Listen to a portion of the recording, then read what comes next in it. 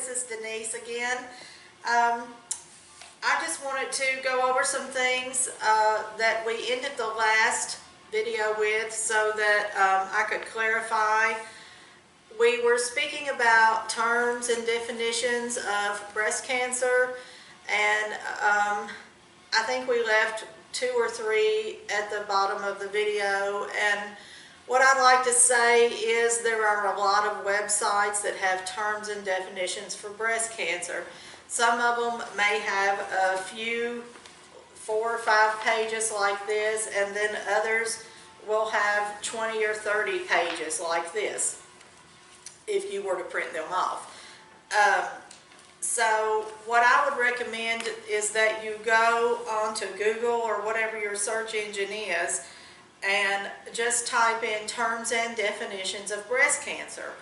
And that way different sites will come up, and you can take your time about going through each one and familiarize yourself with them, because when you go back to your doctor's visit after your biopsy, if your biopsy comes out positive and you do have breast cancer, you are going to need to know terms and definitions of breast cancer, because your oncologist and radiologist and surgeon are going to sit down and go over your lab report, and when they do, they're going to use all kinds of medical terms that you've probably never heard before.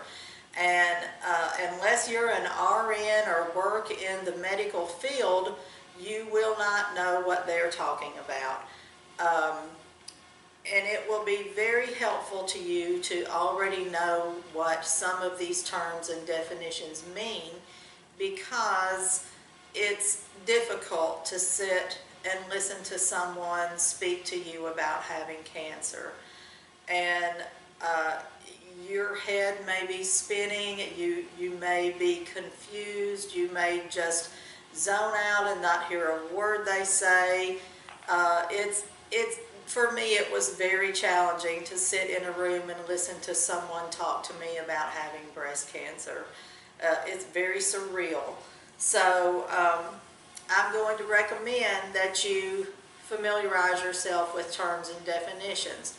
I would also recommend that you take someone with you, 1 or 2 people if you can, that one will be there for moral support for you, and 2, someone that may have some experience or knowledge of breast cancer or another kind of cancer, because there are going to be questions to ask, and you are not going to be able to think of those questions on your own in their entirety. You may have some questions that pop into your mind, but if there are other people there, especially if it's someone that's had to deal with cancer, they will think of questions to ask that you may not know to ask. So that is important from a medical standpoint, and it's also important from a personal standpoint that someone can be there to encourage you and help you through a very difficult day in your life. For me, when I went back to the doctor after my biopsy, I had my husband and my dear friend went with me, and we listened as the doctors sat and spoke with us about what the results of my biopsy revealed to them. I spoke with an oncologist, I spoke with a surgeon, and I spoke with a radiologist and a plastic surgeon. And I can tell you that was a hard day. They told me that I had HER2 positive breast cancer with lobular features, which meant it was non-invasive, and that it had a low proliferation, which means that it was slow growing. And they recommended that I have a lumpectomy in my left breast for the one tumor that they were able to find, and then have radiation. And so that was the recommendation, and I made the decision not to do that because my oldest sister had had breast cancer, and I don't like to have surgery. And I thought if I was going to have surgery, I wanted to have both breasts removed and not ever have to worry that that cancer was going to come back again somewhere else in 6 months or a year or 2 years. And so I made the decision to have a bilateral mastectomy, which is to have both breasts removed at the same time. And that was my choice to make. It was my option to decide what kind of surgery I wanted.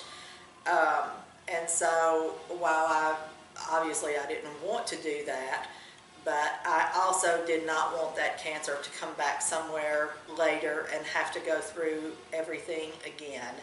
So we planned for me to have a surgery called a DIEP flap. DIEP is an acronym, DIEP, and the definition is a deep inferior epigastric artery perforator flap. And I'll show you in the next video a diagram explaining what that is. But that was the surgery that my oldest sister had, and it's where they make your artificial breast with your own body tissue instead of an implant. And I did not want to have implants, and I felt like that was the best thing for me to do. Everyone's different. Some people would rather have implants. My body does not respond well to foreign objects. I'm allergic to a lot of things and prone to have infections, and I did not want to take a chance on having artificial breasts and then find out that I was allergic to them, or I couldn't have that and then have to go in and have that taken out. And I didn't want to go do the back and forth of reconstructive surgery that I have known some people to have to do. Not to say that everybody does. There are people that have implants and they love them and they don't have a problem with them, and it turns out great for them. But I just felt like because of my history and my personal allergies to so many things that it probably would not be a good fit for me. So I chose to have the DIEP flap, which is where they use your own tissue. It's a lot more extensive surgery. It's a lot longer recovery, but once you do it and you heal up, you're done. And so that was the choice that I made for myself. And my doctors were in agreement that that was a surgery that I could have and that should not be an issue. They also did other tests. They did a CT scan, and they also did an MRI of both breasts to make sure that the DIEP flap surgery could be done and that it would turn out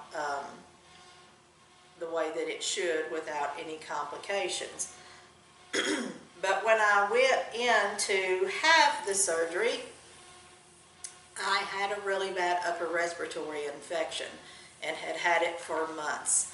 And so my doctor postponed the surgery and put me on antibiotics, and I came back in a few weeks, and the morning that I was scheduled to have the surgery, and I still had a little bit of congestion. It was mostly gone, but I still had a little bit of congestion, and he said because the DIEP flap surgery was so complicated that he did not want to take the chance to do that surgery with me having an infection in my body. So what we ended up doing was to have the bilateral mastectomy, and then we put in expanders.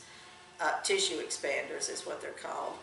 And in the next video, I'm going to show you some diagrams that explain what tissue expanders are, and what the deep flap surgery is, and that way you'll have a better understanding of that.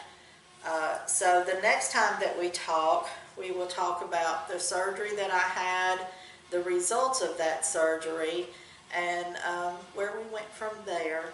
So that's all for today. Hope you guys are having a great day, and I hope and pray that this video helps someone somewhere. Please comment, let me know what you think.